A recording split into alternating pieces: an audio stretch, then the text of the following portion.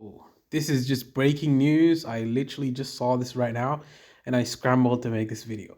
Now it appears that the Russians are going to consider cutting Nord Stream pipeline to Germany. They may cut gas supplies if oil ban goes ahead.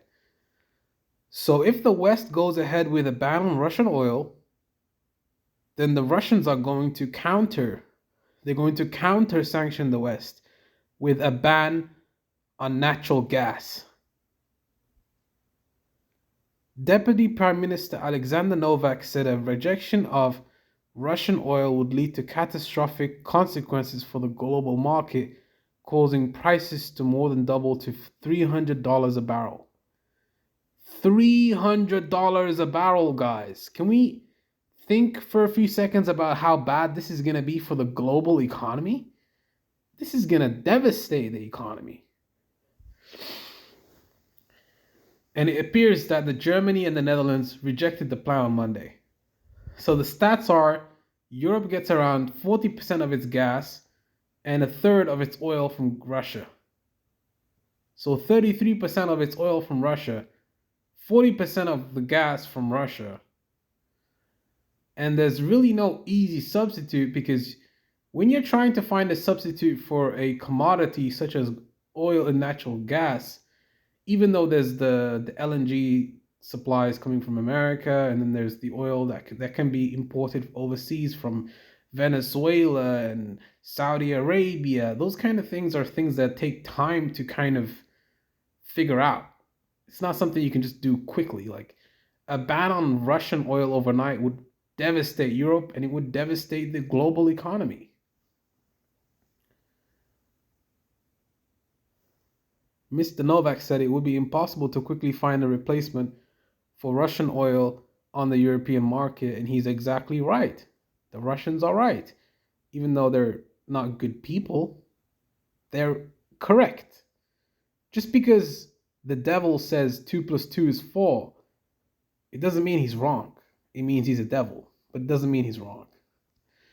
It will take years and it will still be much more expensive for European consumers. Ultimately, they will be hurt the worst by this outcome.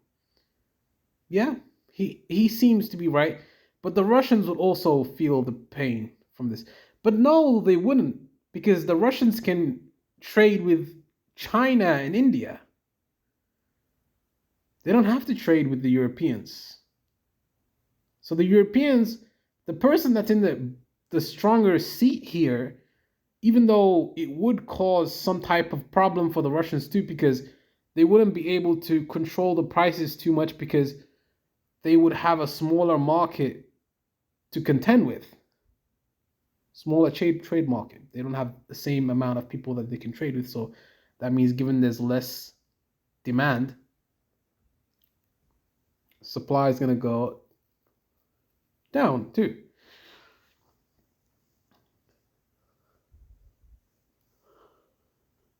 An oil embargo could prompt retaliation. Of course. Of course it will. Russia is the world's top producer of natural gas and second top producer of crude oil, and any move to sanction its energy industry would badly damage its own economy. That's true. That's true. That's obviously true. Like Russia would feel the pain too, but Europe would feel the pain also. And Russia could actually go trade with other people. They don't only have one market. They don't only have a European market. They have a global market. They can trade with Asia. They will just turn their attention to Asia and China and Russia, China and India and all these other places, Pakistan. But there are concerns it would send prices soaring. Investor fear of an embargo drove Brent crude oil to $139 a barrel on Monday, its highest level for almost 14 years. Average UK prices also hit fresh record of 155 a liter. It appears that this is going to be causing a lot of problems for people around the world. Not just us, not just Europeans, everywhere. but mostly Europeans. It's going to affect us the most because of this Russian dependence on, because of this dependence on Russian gas and Russian oil. Apparently, the German chancellor dismissed the idea of a wider ban, saying Europe had deliberately exempted Russian energy from sanctions because its supply could not be secured any other way at the moment. What does Ukraine expect the Europeans to do? How are they expecting them to cut the energy supplies from Russia? They don't even make any sense. They don't even have any points. When you get rid of something, you need to have a different alternative.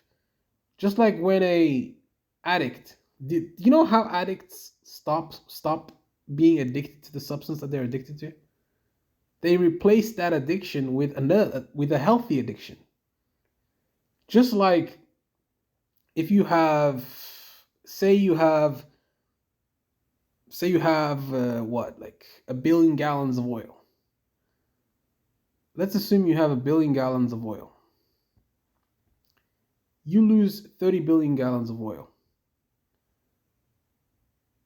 You lose it. It's gone. Completely gone. You're never getting it back. You have to find an alternative before you get rid of that 30 billion. You got to keep the 100 billion, find an alternative for the 30 billion. Once you find the alternative, okay, cancel it and get a new one. But the Ukrainians think that we're supposed to sacrifice everything for them. It doesn't work. It doesn't work like that.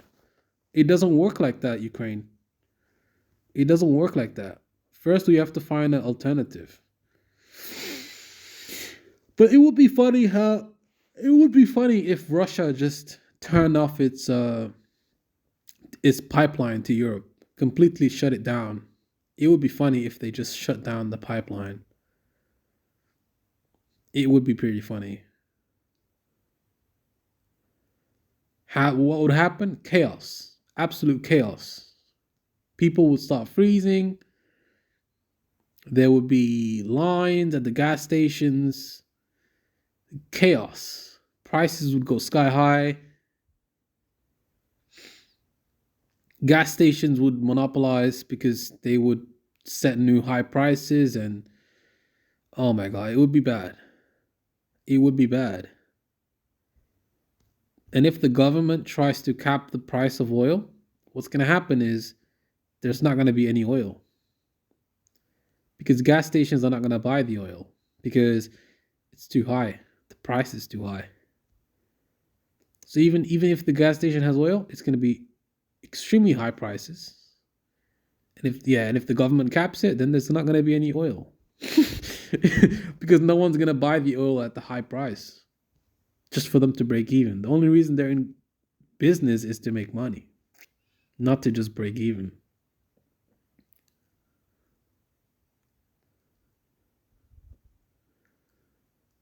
Crazy how this is being played out.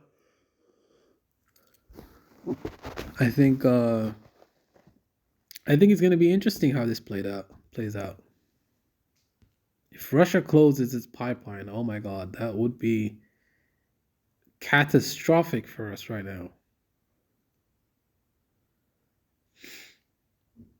So this is where the EU appears to be at the moment. Crushing financial sanctions on Russia that hurt European business.